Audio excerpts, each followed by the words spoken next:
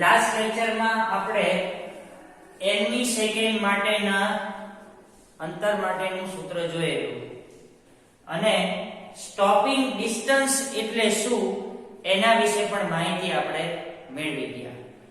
nમી સેકન્ડમાં કાપેલા અંતર માટેનું સમીકરણ પણ જોયેલું અને એના પછી આપણે સ્ટોપિંગ ડિસ્ટન્સ એટલે શું એનું સમીકરણની તારવણી પણ આપણે કરી ગયા છીએ।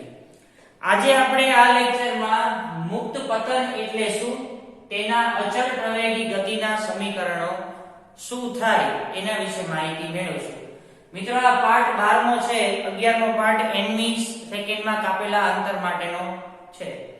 તો 12મા પાઠમાં આપણે મુક્ત પતન એટલે શું તેના અચળ પ્રવેગી ગતિના સમીકરણો મેળવો।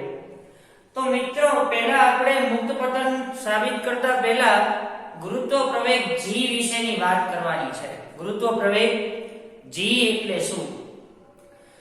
તો કોઈ પણ પદાર્થ ગુરુત્વાકર્ષણ બળની અસર હેઠળ જો ગતિ કરતો હોય તો ત્યારે ઉદ્ભવતો જે પ્રવેગ છે એને શું બોલાય? ગુરુત્વ પ્રવેગ g તરીકે ઓળખવામાં આવે છે।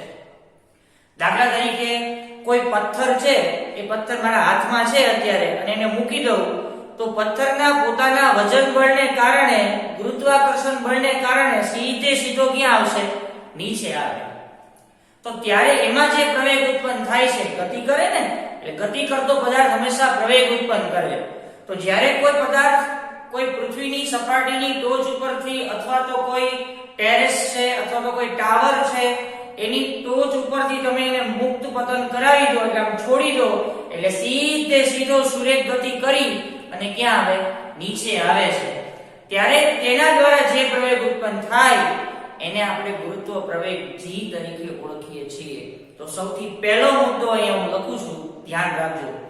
ગુરુત્વાકર્ષણ બળની અસર હેઠળ પદાર્થમાં ઉદ્ભવતા પ્રવેગને ગુરુત્વ પ્રવેગ g તરીકે ઓળખવામાં આવે છે। અહીં ધ્યાન રાખજો ખાસ, ગુરુત્વાકર્ષણ બળની અસર હેઠળ, ગુરુત્વાકર્ષણ બળની અસર હેઠળ પદાર્થમાં ઉદ્ભવતા પ્રવેગને ગુરુત્વ પ્રવેગ કહે છે। ગુરુત્વ પ્રવેગને દર્શાવાય છે ના વડે? ગુરુત્વ પ્રવેગને સ્મોલ g વડે દર્શાવવામાં આવે છે। તો ગુરુત્વ પ્રવેગને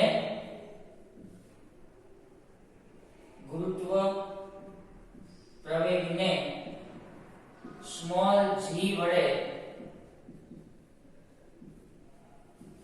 દર્શાવવામાં આવે છે અને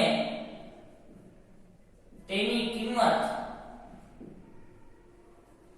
9.8 મીટર પ્રતિ સેકન્ડ સ્ક્વેર અથવા 10 મીટર પ્રતિ સેકન્ડ સ્ક્વેર જેટલી અચળ રાખવામાં આવે છે। અચળ પદ છે, અચળ રાખવામાં આવે છે। ગુરુત્વ પ્રવેગને g વડે દર્શાવવામાં આવે અને તેની કિંમત 9.8 મીટર પ્રતિ સેકન્ડ સ્ક્વેર જેટલી અથવા તો 10 મીટર પ્રતિ સેકન્ડ સ્ક્વેર જેટલી દર્શાવવામાં આવે છે અથવા અચળ રાખવામાં આવે છે। હવે મુક્ત પતન એટલે શું? તો પૃથ્વીની સપાટીથી ઊંચે આવેલા સ્થળેથી પદાર્થને મુક્ત કરાવવામાં આવે તો હવાના અવરોધને અવગણતા, હવાના અવરોધની ગેરહાજરીમાં ગુરુત્વાકર્ષણ બળને કારણે અધો દિશામાં સુરેખ પથ પર ગુરુત્વાકર્ષણ બળની અસર હેઠળ પૃથ્વીની સપાટીથી ઊંચે આવેલા સ્થળથી, પૃથ્વીની સપાટીથી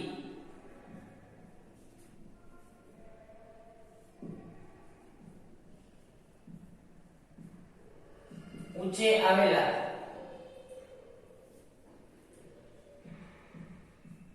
સ્થળેથી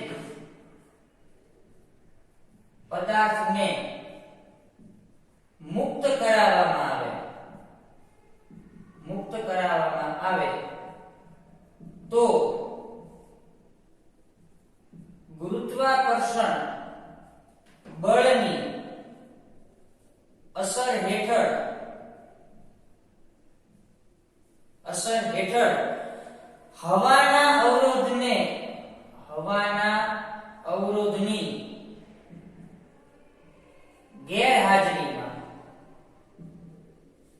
ગેરહાજરીમાં પદાર્થ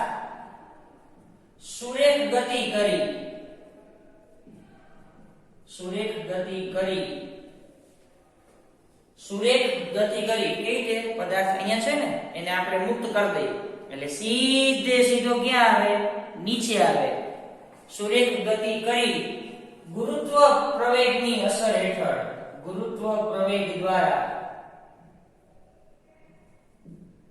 વડે જમીન પર આવે છે આ ઘટનાને મુક્ત પતન કહેવામાં આવે છે મુક્ત પતન કહે છે થઈ ગયું તો પૃથ્વીની સપાટીથી ઊંચે આવેલા સ્થળેથી પદાર્થને આપણે શું કર્યો મુક્ત કર્યો એટલે એના ઉપર ગુરુત્વાકર્ષણ બળની અસર થાય એટલે પદાર્થ સીધો સુરેખ પથ પર ગતિ કરી અને સીધો ક્યાં આવે જમીન પર આવે તો આ ઘટનાને શું બોલાય મુક્ત પતન તરીકે ઓળખવામાં આવે છે આપણે અચળ પ્રવેગી ગતિના સમીકરણો જોઈ ગયા છે અહીંયા લખું છું પ્રવેગ માટે પ્રવેગી ગતિ માટે સૂત્ર કેટલા પ્રકારના સૂત્ર હતા ત્રણ સૂત્ર હતા એમાં પહેલું સૂત્ર આપણે આવું જોઈ ગયા હતા v v0 at બીજું સમીકરણ આવું હતું x v0t 1/2 at² અને ત્રીજું સમીકરણ આવું હતું v² v02 2ax આવું સમીકરણ હતું હવે આવા નવા સમીકરણ આપણે શેના માટે લખવાના છે ગુરુત્વ પ્રવેગ માટે કાઈ લખું છું ગુરુત્વ પ્રવેગ માટેના સમીકરણ એમાં પહેલું v v0 gt અહીંયા પ્લસ આવ્યું ને અહીંયા શું આવે માઈનસ બીજું x v0t 1/2 gt² ત્રીજું v² v02 2 g x બરાબર હવે તમને હું એક સીધી સાદી સિમ્પલ રીત શીખવાડું છું આમાં કે જો ઉપરની બાજુએ ગતિ થતી હોય પદાર્થ ઉપરની દિશામાં જતો હોય તો તમારે પ્રવેગ છે ને એ તમારે પ્લસ લેવાનો અને નીચેની બાજુએ ગતિ થતી હોય તો પ્રવેગ શું લેવાનો માઈનસ લેવાનો આનાથી ઊંધું જો પદાર્થ ઉપરની બાજુએ જો ગતિ કરતો હોય તો -g લેવાના અને જો પદાર્થ નીચેની બાજુએ ગતિ કરતો હોય તો શું લેવાના +g લેવાના હજી એક વખત સમજાવું છું પદાર્થ જો ઉપરની બાજુએ ગતિ કરતો હોય તો આપણે પ્રવેગની સાઇન શું લેશું પ્લસ નીચેની બાજુએ જો પદાર્થ ગતિ કરતો હશે તો એના પ્રવેગની સાઇન શું લેશું માઈનસ તો એવી રીતે જો કોઈ પદાર્થ ઉપરની બાજુએ ઉર્ધ્વ દિશામાં ગતિ કરતો હોય અને તમારે ગુરુત્વ પ્રવેગ લેવો હોય તો તમે શું લેશો માઈનસ અને નીચેની બાજુએ જો કોઈ પદાર્થ મુક્ત પતન પામતો હોય તો એના માટે તમે શું લેશો પ્લસ બરાબર તો આ થઈ ગયા તમારા મુક્ત પતન માટેના અચળ પ્રવેગી ગતિના સમીકરણો તો વિદ્યાર્થી મિત્રો ગુરુત્વાકર્ષણ બળની અસર હેઠળ જે પદાર્થ ગતિ કરે છે અને એમાં જે પ્રવેગ ઉત્પન્ન થાય એને ગુરુત્વ પ્રવેગ તરીકે ઓળખવામાં આવે ગુરુત્વ પ્રવેગને g વડે દર્શાવવામાં આવે અને તેની કિંમત છે 9.8 મીટર પ્રતિ સેકન્ડ સ્ક્વેર અથવા તો 10 મીટર પ્રતિ સેકન્ડ સ્ક્વેર જેટલી અચળ રાખવામાં આવે છે જો કોઈ પદાર્થને તમે પૃથ્વીની સપાટીથી થોડેક ઊંચે સ્થળેથી મુક્ત કરાવો તો ગુરુત્વાકર્ષણ બળની અસર હેઠળ હવાના અવરોધને અવગણતા પદાર્થ સુરેખ પથ પર જમીન પર આવે છે આવી ઘટનાને મુક્ત પતન તરીકે ઓળખવામાં આવે છે બીજું અચળ પ્રવેગી ગતિના તમે સમીકરણો જોઈ ગયા છો v બરાબર v0 + at x બરાબર v0t + 1/2 at2 v2 - v02 બરાબર 2ax જો પદાર્થ ઉપરની બાજુએ પ્રવેગી ગતિ કરતો હોય તો એના માટે પ્રવેગ થાય પ્લસ, નીચેની બાજુએ જો ગતિ કરતો હોય તો એના માટે પ્રવેગ થાય માઈનસ. જો પદાર્થ ઉપરની બાજુએ એટલે કે ઉર્ધ્વ દિશામાં ગતિ કરતો હોય તો g બરાબર માઈનસ લેવું, અને જો મુક્ત પતન પામતો હોય અધો દિશામાં ગતિ કરતો હોય તો એના માટે તમારે પ્લસ g નો ઉપયોગ કરવાનો છે. થઈ ગયું? એના પછી આપણે જોઈએ સ્વાધ્યાયનો દાખલો છઠ્ઠો, જે આપણે અચળ પ્રવેગી ગતિના સમીકરણ પરથી સાબિત કરીશું. તો વિદ્યાર્થી મિત્રો, હું જે રકમ વાંચું છું એ તમારે ખાસ ધ્યાનમાં લેવાની છે અને આગળ વધવાનું છે. તો સ્વાધ્યાયના દાખલા છઠ્ઠાની રકમ હું વાંચું છું, ધ્યાન રાખજો. સુરેખ રાજમાર્ગ પર 126 કિલોમીટર પ્રતિ કલાક જેટલા ઝડપે દોડી રહેતી એક કાર 200 મીટર અંતર કાપીને ઊભી રાખવી છે. શરૂઆતમાં તમને માહિતી જે આપેલી છે એના અનુસંધાનમાં આપણે અહીંયા એક આકૃતિ ડ્રો કરીએ છીએ. બધાનું ધ્યાન રકમમાં પ્લસ અહીંયા હોવું જોઈએ. તો સ્વાધ્યાયનો દાખલો છઠ્ઠો આપણે આ રીતે ગણીએ. માની લો કે આ કોઈ એક સુરેખ માર્ગ છે, રાજપથ માર્ગ છે આ રીતે. બરાબર? એનું તમને અંતર કેટલું આપેલું છે તો કે 200 મીટરનું તમને અંતર આપેલું છે. આ સુરેખ રાજમાર્ગ છે અને એનું અંતર તમને આપેલું છે 200 મીટર. આ છે એ સુરેખ રાજમાર્ગ છે. સુરેખ રાજમાર્ગ આપેલું. બરાબર? તમને એની પ્રારંભિક ઝડપ આપી દીધી છે v1 બરાબર v0 બરાબર 126 કિલોમીટર પ્રતિ કલાક. 200 મીટરનું અંતર કાપી અને ઊભી રાખવી છે. સ્વાભાવિક છે કે પદાર્થ ઊભો રહે, કાર ઊભી રહે એટલે એનો અંતિમ વેગ શું થઈ જાય તો કે 0 મીટર પ્રતિ સેકન્ડ થઈ જાય. અંતિમ વેગ 200 મીટરનું અંતર કાપી અને ઊભી રહે છે. તો શરૂઆતમાં તો મને જે ઝડપ આપેલી છે કિલોમીટર પ્રતિ કલાકની છે, તો અહીંયા લખું છું કારની પ્રારંભિક ઝડપ. કારની પ્રારંભિક ઝડપ બરાબર v1 બરાબર v0 બરાબર 126 કિલોમીટર પ્રતિ કલાક. તો v1 બરાબર v0 બરાબર 126 ગુણ્યા કિલોમીટર ને મીટરમાં ફેરવો, છેદમાં કલાકને સેકન્ડમાં ફેરવો. તો v1 બરાબર v0 બરાબર ડાયરેક્ટ તમને આ મળી જશે 35 મીટર પ્રતિ સેકન્ડ. આ તમને મળશે 35 મીટર પ્રતિ સેકન્ડ. એટલે આપણને જે કિલોમીટર પ્રતિ કલાકમાં જે ઝડપ આપેલી હતી એને આપણે મીટર પ્રતિ સેકન્ડમાં કન્વર્ટ કરી દીધું. બરાબર? કારનો અંતિમ વેગ, કારનો અંતિમ વેગ, તો કારનો અંતિમ વેગ બરાબર v2 બરાબર v બરાબર 0 મીટર પ્રતિ સેકન્ડ. કારણ કે કાર અંતે શું ઊભી રહી જાય છે ને, એટલે એનો અંતિમ વેગ શું થઈ જાય 0. કારે કાપેલું અંતર, કારે કાપેલું અંતર બરાબર d બરાબર 20 મીટર જેટલું છે. બરાબર? આટલું તમને આપી દીધું છે. તો કારનો નિયમિત પ્રતિપ્રવેગ કેટલો હશે? અહીંયા આપણે કારનો પ્રતિપ્રવેગ શોધવાનો છે. ખાસ ધ્યાન રાખજો. કારનો પ્રતિપ્રવેગ બરાબર a બરાબર કેટલા? એના પછી કારને સ્થિર થવા માટે લાગતો સમયગાળો. તો અહીંયા t બરાબર સમયગાળો બરાબર કેટલા? વિદ્યાર્થી મિત્રો, તમારે અહીંયા કારનો પ્રતિપ્રવેગ શોધવાનો છે. તો સ્વાભાવિક છે કે પ્રતિપ્રવેગ માટે આપણે બે શરત જોઈ ગયા. પ્રતિપ્રવેગ જ્યારે લાગુ પાડવામાં આવે ત્યારે કોઈ પણ પદાર્થનો અંતિમ વેગ શૂન્ય થઈ જવો જોઈએ. અને બીજું, પ્રતિપ્રવેગ હંમેશા શેમાં હોય તો કે માઈનસમાં લેવામાં આવે. તો અહીંયા પ્રતિપ્રવેગ આપણને જે મળશે એ માઈનસમાં મળશે. અને બીજું, પ્રતિપ્રવેગ માટે અંતિમ વેગ પણ અહીંયા કેવો થઈ જાય છે? શૂન્ય થઈ જાય છે. તો આપણી પાસે અચળ પ્રવેગી ગતિના 3 સમીકરણ પૈકી આપણે a શોધવું છે, તો આપણે છેલ્લા સમીકરણનો ઉપયોગ કરીએ. તો અહીંયા અચળ પ્રવેગી ગતિના સમીકરણ અનુસાર અચળ પ્રવેગી ગતિના સમીકરણ અનુસાર v² - v02 બરાબર 2a * x આવું સમીકરણ તમારી પાસે છે.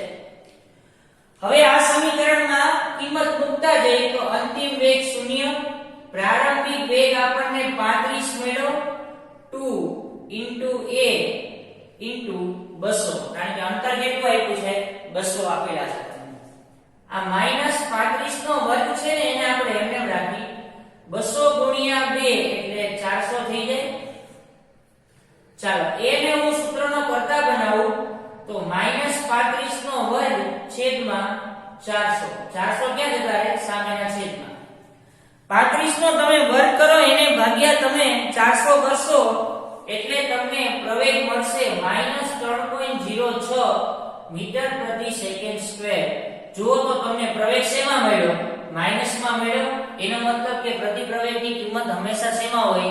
માઈનસમાં હોય છે. તો આ તમને તમારો પહેલો જવાબ મળી ગયો.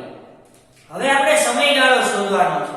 તો વળી પાછું અચળ પ્રવેગી ગતિના સમીકરણ પરથી અચળ પ્રવેગી ગતિના સમીકરણ પરથી શું થશે? તો કે v = v0 + at પરથી ચાલો આપણને ઓલરેડી રકમમાં અંતિમ વેગ તો 0 આપેલો જ છે, પ્રારંભિક વેગ તમને આપેલો છે 35 પ્લસ પ્રવેગ કેટલો મળ્યો? -3.06 જેટલો. સમયગાળો તો આપણે શોધવાનો છે. આ -35 છે અને આ બાજુ લઈ જાવ તો માઈનસ થઈ જાય. -3.06 ગુણ્યા t, માઈનસ માઈનસ પ્લસ થઈ જાય. t ને હું કરતા બનાવું તો 35 ભાગ્યા 3.06, તો 35 ભાગ્યા 3.06 કરશો એટલે તમને 11.43 સેકન્ડ આટલો તમને જવાબ મળી જશે. તો વિદ્યાર્થી મિત્રો, આ તમારો થઈ ગયો સ્વાધ્યાયનો દાખલો 6. થઈ ગયું. આના પહેલાના દાખલામાં, આના પહેલા લેક્ચરમાં આપણે અચળ પ્રવેગી ગતિ માટેના સમીકરણો પણ જોઈ ગયા છે. n મી સેકન્ડ માટે કાપેલા અંતરનું સૂત્ર પણ જોઈ ગયા છે. તો વિદ્યાર્થી મિત્રો, n મી સેકન્ડમાં કાપેલું અંતર, n મી સેકન્ડમાં કાપેલું અંતર બરાબર d બરાબર શું હતું? તો કે v0 + a/2 2a - 1. આવું આપણે સમીકરણ ઓલરેડી જોઈ ગયા છીએ. તો આના ઉપરથી હું તમને એક દાખલો શીખવાડું છું. એ દાખલો કેવો છે જેની આપણે અહીંયા નોંધ લઈએ. બરાબર? આના ઉપરથી તમને એક દાખલો હું એક્સ્ટ્રા શીખવાડું છું, તમને ખબર પડે કે આ સૂત્રનો ઉપયોગ આપણે કઈ જગ્યાએ કરવાનો થશે. તો n મી સેકન્ડમાં કાપેલું અંતર બરાબર d બરાબર v0 + a/2 2a - 1. આ આપણો દાખલો, સોરી, આ આપણું સમીકરણ છે. તો હવે આ દાખલા ઉપરથી, આ સમીકરણ ઉપરથી એક એક્સ્ટ્રા દાખલો ગણાવું છું, જે બધાએ એક્સ્ટ્રા એની નોંધ લેવાની છે. પહેલા રકમ શું છે એ પહેલા હું તમને લખી દઉં. રકમ શું છે ધ્યાન રાખજો, એક્સ્ટ્રા છે એટલે અહીંયા હું રકમ તમને લખી દઉં છું. રકમ શું કહે છે? સ્થિર સ્થિતિમાંથી ગતિની શરૂઆત કરતા, અહીંયા ધ્યાન રાખજો, એક્સ્ટ્રા દાખલો ગણાવું છું, એની રકમ લખું છું. સ્થિર સ્થિતિમાંથી, બધાએ આ દાખલો પોતાની બુકમાં લખવાનો છે. સ્થિર સ્થિતિમાંથી ગતિની શરૂઆત કરતા, સ્થિર સ્થિતિમાંથી ગતિ કરતા પદાર્થે 8મી સેકન્ડમાં, કેટલામી સેકન્ડમાં? 8મી સેકન્ડમાં પદાર્થે ગતિ કરતા પદાર્થે 8મી સેકન્ડમાં કાપેલું અંતર 120 મીટર હોય, કાપેલું અંતર 120 મીટર હોય તો તેનો પ્રવેગ કેટલો થાય? તો તેમાં ઉદ્ભવતો પ્રવેગ કેટલો થાય? બરાબર, તમને અહીંયા રકમ એવી આપેલી છે, સ્થિર સ્થિતિમાંથી ગતિ કરતા પદાર્થે 8મી સેકન્ડમાં કાપેલું અંતર 120 મીટર હોય તો તેમાં ઉદ્ભવતો પ્રવેગ કેટલો થશે? સ્વાભાવિક છે કે અહીંયા તમને જે આપેલું છે એ આપેલું છે 8મી સેકન્ડ. શું આપેલું છે? 8મી સેકન્ડ. તો વિદ્યાર્થી મિત્રો આપણે nમી સેકન્ડમાં કાપેલા, nમી એટલે કેટલામી લેવાની? 8મી સેકન્ડ. તો શરૂઆતમાં આપણી પાસે સૂત્ર આવું છે, સૂત્ર nમી સેકન્ડમાં કાપેલું અંતર, nમી સેકન્ડમાં કાપેલું અંતર d બરાબર v0 પ્લસ a/2 2n - 1. આવું સમીકરણ છે આપણી પાસે. બરાબર, d બરાબર v0 પ્લસ a/2 2n - 1. આને આપણે અત્યારે કહી દઈએ સમીકરણ નંબર 1. હવે જે માહિતી આપેલી છે તમને રકમમાં એ આપણે અંદર ફિલઅપ કરતા જઈએ. તો શું તમને માહિતી આપેલી છે એ આપણે જોઈએ અહીંયા. તો શરૂઆતમાં શું આપેલું? સ્થિર સ્થિતિ. તો પ્રારંભિક વેગ સ્થિર છે ને, તો સ્થિર હોય તો પ્રારંભિક વેગ કેટલો થઈ જાય? તો કે 0. સ્થિર સ્થિતિ આપેલી છે તો પ્રારંભિક વેગ કેટલો થઈ જાય? 0. ગતિ કરતા પદાર્થે 8મી સેકન્ડમાં, તો n બરાબર 8મી સેકન્ડ, n બરાબર 8મી સેકન્ડ. ઉદ્ભવતો પ્રવેગ d બરાબર 120 મીટરનું અંતર કાપ્યા પછી ઉદ્ભવતો પ્રવેગ કે a બરાબર કેટલા? ચાલો બધાની કિંમત આપણે ક્યાં મૂકશું? સમીકરણ નંબર 1 માં. તો સમીકરણ 1 નીચે મુજબ લખતા, સમીકરણ 1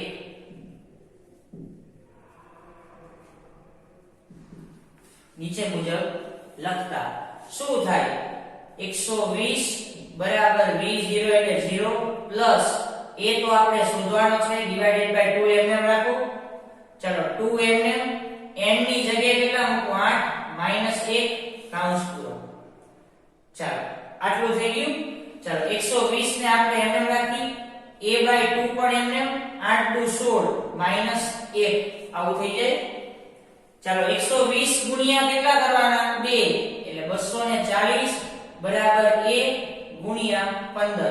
તો a બરાબર 240 ભાગ્યા 15. તો a બરાબર તમને જવાબ શું મળશે? 16 મીટર પ્રતિ સેકન્ડ સ્ક્વેર જેટલો મળી જશે.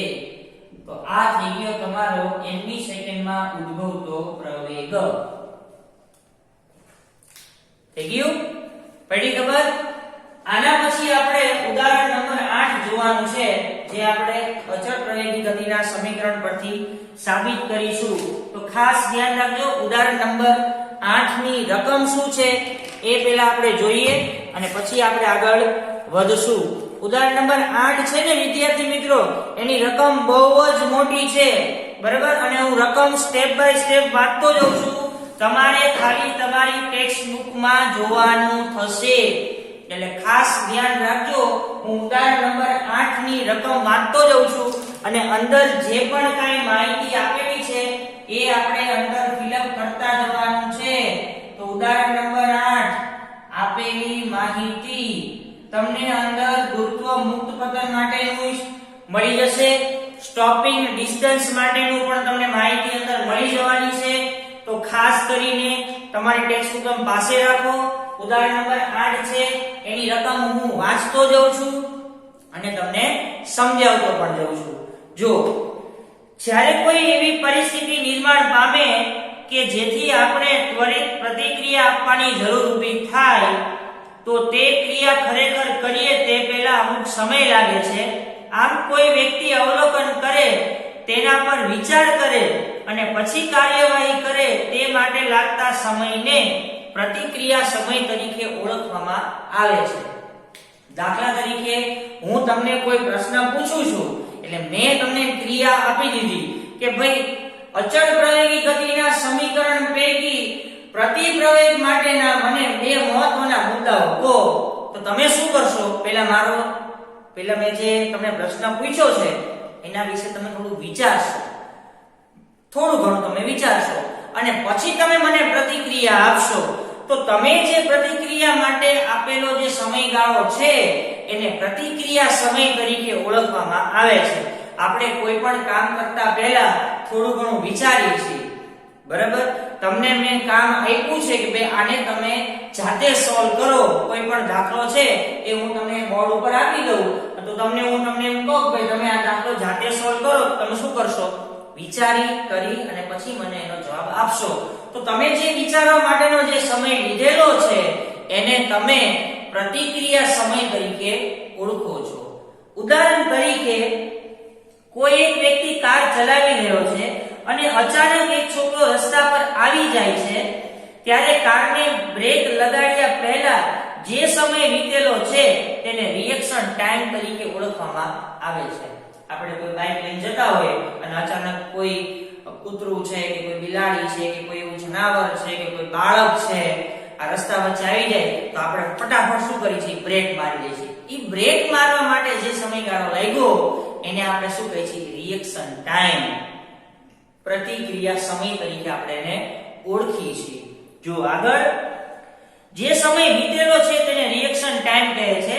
રિએક્શન ટાઈમ પરિસ્થિતિની જટિલતા અને વ્યક્તિ વિશેષ પર આધારિત છે. તમે તમારા રિએક્શન ટાઈમનું માપન એક સરળ પ્રયોગ દ્વારા કરી શકો છો. તમારા મિત્રને એક ફૂટપટ્ટી આપો અને તેને કહો કે તે ફૂટપટ્ટી તમારા એક અંગૂઠાની અને બાકીના 4 આંગળીઓની વચ્ચેની જગ્યામાં શિરોલંબ પડતી મૂકે. જેવી ફૂટપટ્ટી મુક્ત પતન પામે કે તરત જ તેને પકડી લો. ફૂટપટ્ટી વડે મપાયેલ અંતર d માપો. દાખલા તરીકે એને જે કીધું છે ને એ આપણે અહીંયા તમને હું બતાવું કઈ રીતે કીધું છે. આ રીતે એને પેન પકડેલી છે, બરાબર? એક મિત્ર છે એ સામે ઊભો છે અને મારી પાસે 4 આંગળીની વચ્ચે અંગૂઠો અને 4 આંગળીની વચ્ચે આ રીતે પેન છે, બરાબર? ફૂટપટ્ટી છે. હવે આને હું છે ને મુક્ત પતન કરાવી દઉં. મુક્ત પતન કરાવી દઉં એટલે હું એક પેન પકડી લઉં, બીજો મારો મિત્ર છે ને એ જેવી ફૂટપટ્ટી પડશે ને એવી એને પકડી લેશે. તો મારા અંગૂઠાથી એને જે પકડ્યું એ અંતર કેટલું? બરાબર? તો ફૂટપટ્ટી જે પડે છે એનું આપણે અંતર માપવાનું છે. તો સૌથી પહેલા આપેલી માહિતી ફૂટપટ્ટી વડે કપાયેલ અંતર બરાબર d બરાબર કેટલા? આગળ જોજો. એક વિશેષ ઉદાહરણમાં d બરાબર 21 સેન્ટીમીટર તમને મળેલું છે. તો સ્વાભાવિક છે કે આ જે અંતર તમને આપ્યું છે કેટલું આપેલું છે? 21 સેન્ટીમીટર આપેલું છે. તો d બરાબર 21 સેન્ટીમીટર અને સેન્ટીમીટર ને આપણે મીટરમાં કન્વર્ટ કરશું એટલે 10⁻². તો રિએક્શન ટાઈમ ની ગણતરી કરો. તો સમયગાળો એટલે શું? સમયગાળો બરાબર કેટલા? બરાબર? હવે વિદ્યાર્થી મિત્રો સ્વાભાવિક છે હું તમને જે શીખવાડવા જાઉં છું એ ખાસ ધ્યાન રાખજો. તમારા મિત્રના હાથમાંથી જે આ ફૂટપટ્ટી અથવા તો પેન પડી એને તમે શું બોલશો? મુક્ત પતન તરીકે ઓળખશો.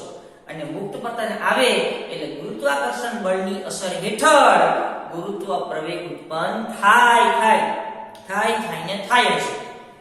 બરાબર? તો વિદ્યાર્થી મિત્રો તમને અંતર આપી દીધું છે. તમારે રિએક્શન ટાઈમ એટલે સમયગાળાની ગણતરી કરવાની છે. તો અહીંયા આપણે ગુરુત્વ પ્રવેગ માટેના અચળ પ્રવેગી ગતિનું સમીકરણ ગુરુત્વ પ્રવેગી ગતિના સમીકરણ મુજબ d બરાબર v0t પ્લસ 1/2 gt². કેમ મેં અહીંયા પ્લસ વાપર્યું? કારણ કે મુક્ત પતન પામે છે અને મુક્ત પતન પામે નીચે કોઈ પદાર્થ અધો દિશામાં આવે અને મુક્ત પતન પામતો હોય તો g બરાબર શું લેવાના? પ્લસ લેવાના. એટલે આપણે અહીંયા પ્લસ લીધેલા છે. ચાલો બધાની કિંમત આપણે મૂકી દેશું. તો d બરાબર કેટલા મૂકું? 21 ગુણ્યા 10 ની -2. શરૂઆતમાં તો ફૂટપટ્ટી કેવી હોય? સ્થિર હોય ને. તો સ્થિર એટલે એનો વેગ કેવો થઈ જાય? 0. આ 1/2. g એટલે 9.8. શું લેશો? 9.8. ચાલો 21 ગુણ્યા 10 ની -2 બરાબર 1/2 ગુણ્યા 9.8 ગુણ્યા t². સમયગાળો મારે શોધવો છે. એને શું બનાવવું? તો કે કરતા બે ગુણાકારમાં જતા રહે. 21 દુ 42 ગુણ્યા 10 ની -2 અને આ ગુણાકારમાં છે તો ક્યાં આવી જાય? ભાગાકારમાં આવી જશે. બરાબર. આ બધાનું તમે કેલ્ક્યુલેશન કરશો એટલે તમને 0. પેલા તમને જે t² બરાબર તમને જે મળશે ને એ આવું કંઈક મળશે. વર્ગમૂળમાં અથવા બધી કિંમતને આ બધાનો ગુણાકાર ભાગાકાર કરી અને તમારે t શોધવાનો. t તમને કેટલા મળશે? 0.207 સેકન્ડ મળી જશે. એટલે કે t બરાબર 0.2 સેકન્ડ. તો મુક્ત પતન પામવા માટેનો સમયગાળો તમારી પાસે કેટલો રહેશે? 0.2 સેકન્ડ જેટલો રહેશે. તો વિદ્યાર્થી મિત્રો, આપણે 11 સાયન્સ પાર્ટ 12 માં મુક્ત પતન એટલે શું એના સમીકરણો, સ્વાધ્યાય દાખલો છઠ્ઠો જોયો, એક એક્સ્ટ્રા દાખલો પણ જોયો આપણે, અને સાથે સાથે ઉદાહરણ નંબર 8 પણ આપણે જોઈ લીધું. તો વિદ્યાર્થી મિત્રો, નેક્સ્ટ લેક્ચરમાં આપણે સાપેક્ષ વેગ વિશે માહિતી મેળવવાની છે. શેના વિશે? સાપેક્ષ વેગ વિશે આપણે માહિતી મેળવવાની છે. તો એના વિશે આપણે માહિતી મેળવીશું. પણ આ બધું જરૂરી છે. તમે તમારા નોટબુકમાં નોંધ પાડજો. Okay, thank you.